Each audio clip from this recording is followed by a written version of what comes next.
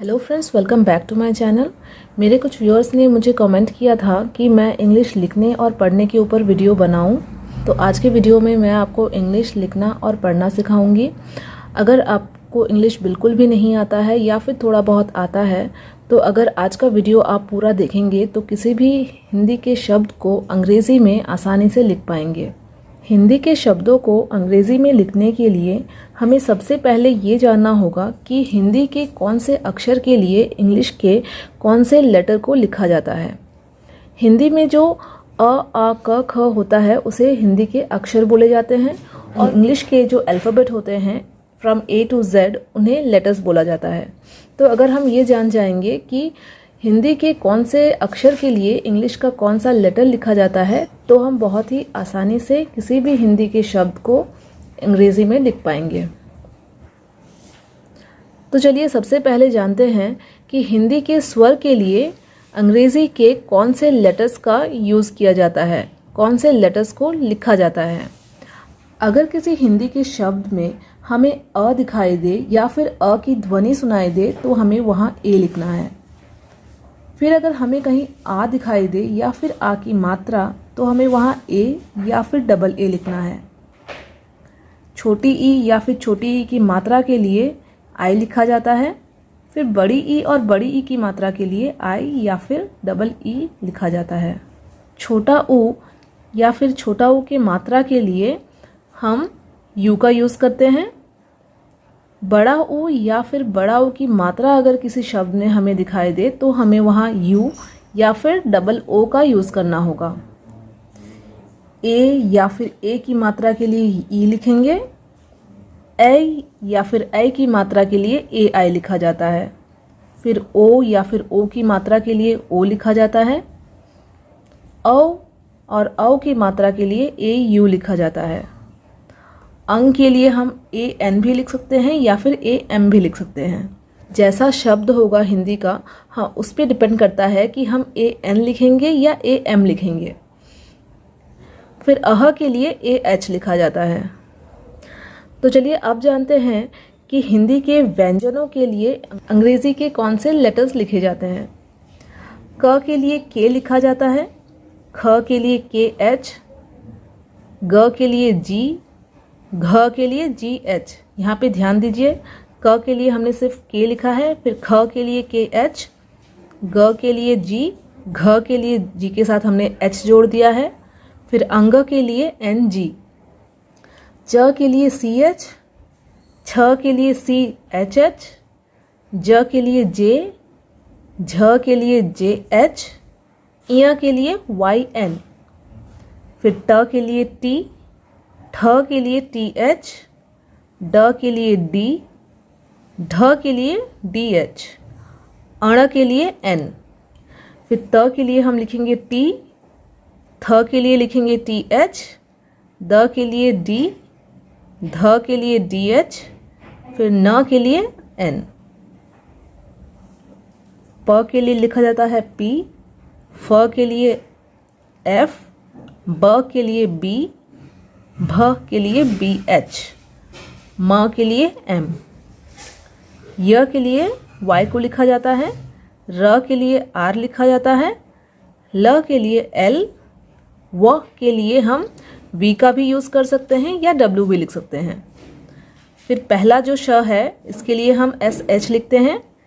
फिर दूसरे श के लिए भी एस एच लिखा जाता है, लेकिन जो तीसरा स होता है उसका साउंड देखिए स होता है, तो स के लिए हम एस लिखेंगे।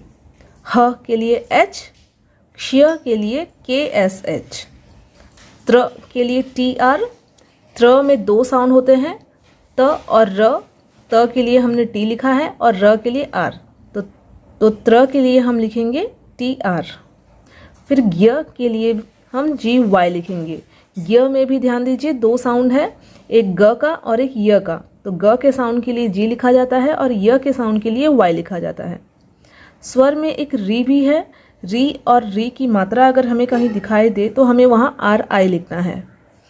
और ज हमने जैसे कि जाना कि ज के लिए जे लिखना है, लेकिन अगर ज के नीचे एक बिंदी रहा तो वो ज हो जाता है। तो हिंदी शब्द में अगर कहीं आपको ज दिखे, वहाँ हमें जे नहीं लिखना है, जेड लिखना है। तो आई होप आपको समझ में आ गया कि हमें हिंदी के किन अक्षरों के लिए इंग्लिश का कौन सा लेटर लिखना है। अगर इसे अच्छे से आप याद कर लेंगे, समझ के आपको याद करना है, रटना नहीं है। अगर रटेंगे तो भूल जाएंगे, लेकिन अगर समझ के इसे पढ़ेंगे तो आपके दिमाग में ये सेट हो जाएगा, आप कभी नहीं भूलेंगे। एक बार अगर आपने इस चार्ट को अपने दिमाग में बैठा लिया तो आप किसी भी हिंदी के शब्द को बहुत ही आसानी से इंग्लिश में लिख पाएंगे। तो चलिए अब कुछ हिंदी के शब्दों को हम इंग्लिश में लिखने की प्रैक्टिस करते हैं। यहाँ पे मैंने कुछ वर्ड्स लिखे हैं हिंदी के, तो चलिए इन शब्दों को अंग्रेज़ी में लिखने की प्रैक्टिस करते हैं। पहला शब्द है शहद। शहद में क्या है, पहला श है। पहला श के लिए हमें क्या लिखना है, हम इस चार्ट की हेल्प लेंगे। जब तक आप इस चार्ट को अच्छे से याद नहीं कर लेते तब तक आपको इस चार्ट की हेल्प लेनी होगी। लेकिन एक बार इस चार्ट को आप याद कर लेंगे तो आपको इसकी हेल्प की कोई ज़रूरत नहीं होगी, आप खुद से ही लिख पाएंगे। तो देखते हैं पहला श के लिए क्या है, SH है, तो हमें श के लिए SH लिखना होगा। लेकिन देखिए जब हम बोल रहे हैं श के साथ देखिए अ का आवाज़ आ रहा है, साथ में श अ आ रहा है ना, अ का आवाज़। तो अ के लिए हमें क्या लिखना है, अ की ध्वनि के लिए ए लिखना है। मैंने ये आपको बताया था कि अगर कहीं आपको अ दिखाई दे शब्द में या फिर अ की ध्वनि सुनाई दे तो हमें वहाँ ए लिखना है। तो यहाँ पे देखिए हमें अ की आवाज़ सुनाई दे रही है, इसलिए हम यहाँ ए लिखेंगे। तो ये हो गया श, ठीक है। फिर नेक्स्ट है ह। ह के लिए हमें क्या लिखना है, यहाँ देखिए ह के लिए हमें लिखना है H, तो हम यहाँ H लिखेंगे। यहाँ पे भी देखिए ह अ का ध्वनि आ रहा है ना साथ में, तो उसके लिए भी हम यहाँ ए लिखेंगे। फिर लास्ट में द है, द के लिए हमें डी लिखना है। लेकिन देखिए जब हम शहद बोल रहे हैं तो द को आधा ही बोल रहे हैं, शहद नहीं बोलते हैं। अगर द बोलते तो यहाँ पे ए लगता, लेकिन शहद आधा बोल रहे हैं, सिर्फ डी तक ही लगेगा। तो शहद को इस तरह से लिखा जाता है अंग्रेजी में। फिर नेक्स्ट है शब्द। अगर हमें शब्द को अंग्रेज़ी में लिखना है तो कैसे लिखेंगे, यहाँ पे भी पहला श है, पहला श के लिए हमें SH लगाना होगा। श के साथ अ का आवाज़ आ रहा है साथ में, इसलिए ए लगाएंगे। फिर ब यहाँ पे आधा है, इसलिए हम सिर्फ बी लिखेंगे, ए नहीं लिखेंगे। अगर ब पूरा होता तो अ का आवाज़ साथ में होता, लेकिन आधा ब में अ का आवाज़ नहीं होता है, इसलिए हम यहाँ ए नहीं लगाएंगे। फिर क्या है द के लिए हम लगाएंगे डी। तो ये हो गया शब्द, ठीक है, शब्द। फिर नेक्स्ट है रंग। रंग में र के लिए हम पहले लिखेंगे R। फिर अंक की मात्रा है, अंक की मात्रा के लिए हमें लिखना होगा AN, तो यहाँ AN लिख देंगे। फिर ग के लिए G। यहाँ पे भी देखिए हमें ए नहीं लिखना है क्योंकि ग को हम आधा बोल रहे हैं, पूरा ग नहीं बोलेंगे, रंग नहीं बोलते हैं, सिर्फ रंग बोलते हैं, इसलिए सिर्फ जी ही लिखना है। फिर है बुलबुल, तो ब के लिए हमें क्या लिखना है, बी लिखेंगे ब के लिए। फिर उसमें छोटी ऊ की मात्रा है, तो देखिए छोटी ऊ की मात्रा के लिए हमें यू लिखना है, तो यहाँ हम यू लिखेंगे, ठीक है। फिर ल है, ल के लिए हमें एल लिखना है। फिर अगेन ब है, उसके लिए भी हम फिर से बी लिखेंगे, उसमें भी छोटा ऊ की मात्रा है, यू लिखेंगे। फिर ल है, एल लिखेंगे। तो ये क्या हो गया, बुलबुल। तो बुलबुल को हम इस तरह से लिखेंगे अंग्रेज़ी में। यहाँ पे एक चीज़ ध्यान दीजिए, यहाँ पे जो मैंने बुलबुल लिखा है, पहले वाले बुल में एल के बाद मैंने ए नहीं लगाया है। क्यों नहीं लगाया है, क्योंकि एल जब हम बुलबुल बोलते हैं तो बुला बुला नहीं बोलते हैं, ल को पूरा नहीं बोलते हैं, आधा ही बोलते हैं, इसलिए हम यहाँ पे ल के लिए सिर्फ एल लिखेंगे, बुलबुल, ठीक है। फिर नेक्स्ट देखिए क्या है, कविता। कविता को कैसे लिखेंगे, क के लिए हमें क्या लिखना है, के लिखना है। यहाँ पे देखिए क पूरा है, क जिसमें अ का आवाज़ आ रहा है, इसलिए हम के ए लिखेंगे। उसके बाद व है, व के लिए हम वी भी लिख सकते हैं, डब्ल्यू भी लिख सकते हैं। यहाँ पे चार्ट में देखिए व के लिए हम वी भी लिख सकते हैं या फिर डब्ल्यू भी लिख सकते हैं, तो यहाँ पे मैं वी लिख रही हूँ। फिर इसमें छोटी ई की मात्रा है, छोटी ई की मात्रा के लिए हमें क्या लिखना है, आई लिखना है, तो यहाँ हम आई लिखेंगे। फिर यहाँ पे त है, त में आकार है तो टी लिखेंगे त के लिए, और आ की मात्रा के लिए हम यहाँ ए लिखेंगे। तो ये हो गया कविता। आ की मात्रा के लिए आप एक ए भी लिख सकते हैं या फिर दो ए भी लिख सकते हैं। मैंने यहाँ पे एक ए लिखा है, दो ए अगर लिखेंगे तो गलत नहीं होगा। फिर नेक्स्ट वर्ड क्या है, कनिष्क। कनिष्क को हम कैसे लिखेंगे, क के लिए हम के लिखेंगे, फिर क पूरा है इसलिए अ का साउंड उसमें है मिला हुआ, इसलिए हम ए लिखेंगे। फिर न है, न के लिए क्या लिखा जाता है, एन लिखा जाता है। एन में छोटी ई की मात्रा है, जैसा हमने देखा कि छोटी ई की मात्रा के लिए हमें आई लगाना है। तो ये हो गया क नी। फिर आधा श है, ये दूसरा श का आधा है, तो दूसरे वाले श के लिए हमें क्या लिखना है, एस एच लिखना है दूसरा श के लिए भी। तो हम एस एच लिखेंगे। ये इसमें हम ए नहीं लगाएंगे क्योंकि ये आधा है, श नहीं है, श है आधा, इसलिए हम सिर्फ एस एच लिखेंगे, ए नहीं लिखेंगे। और क पूरा है तो हम के लिखेंगे, लेकिन जो ये लास्ट में है इसलिए हम यहाँ के के बाद ए नहीं लिखेंगे क्योंकि कनिष्क है, कनिष्क नहीं है। कनिष्क अगर होता तो अ का साउंड भी साथ में हमें मिलता, लेकिन यहाँ कनिष्क है, क को भी हम आधा ही बोल रहे हैं, इसलिए क को हम सिर्फ के लिखेंगे। फिर नेक्स्ट है पृथ्वी। पृथ्वी को कैसे लिखेंगे, प के लिए हमें पी लिखना है। फिर री की मात्रा है, तो री की मात्रा के लिए हमने क्या देखा था, री या फिर री की मात्रा अगर हमें दिखाई दे तो हमें वहाँ आर आई लिखना है। तो ये प में री की मात्रा है तो इसलिए हम पी को पहले लिखेंगे, उसके बाद आर आई लिखेंगे, ये हो गया प्री।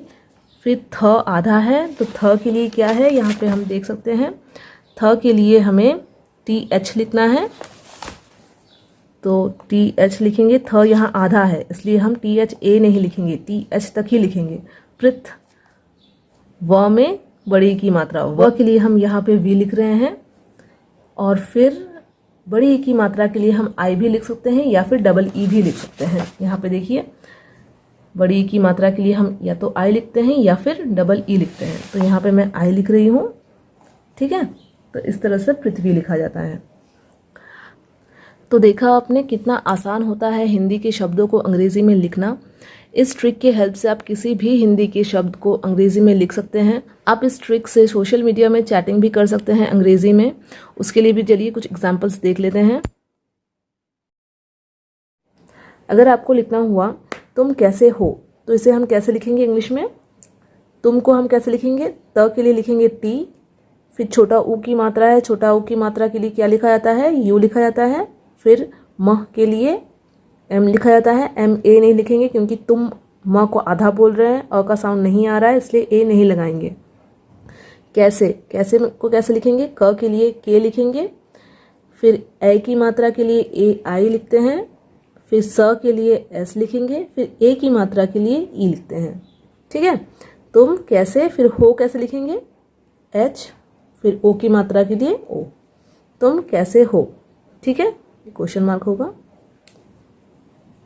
फिर नेक्स्ट, अगर आपको लिखना हुआ मैं बाजार जा रहा हूँ, तो मैं कैसे लिखेंगे, म के लिए एम लिखा जाता है, आई की मात्रा के लिए ए आई, फिर यहाँ पे एक बिंदी होता है जिसके लिए हम लिखेंगे एन, तो ये हो गया मैं।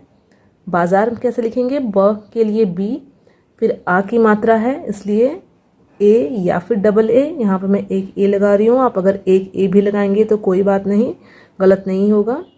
ये हो गया बा। फिर जा, ये ज है, ज नहीं है, तो ज के लिए मैंने क्या बताया था, आपको जेड लिखना है।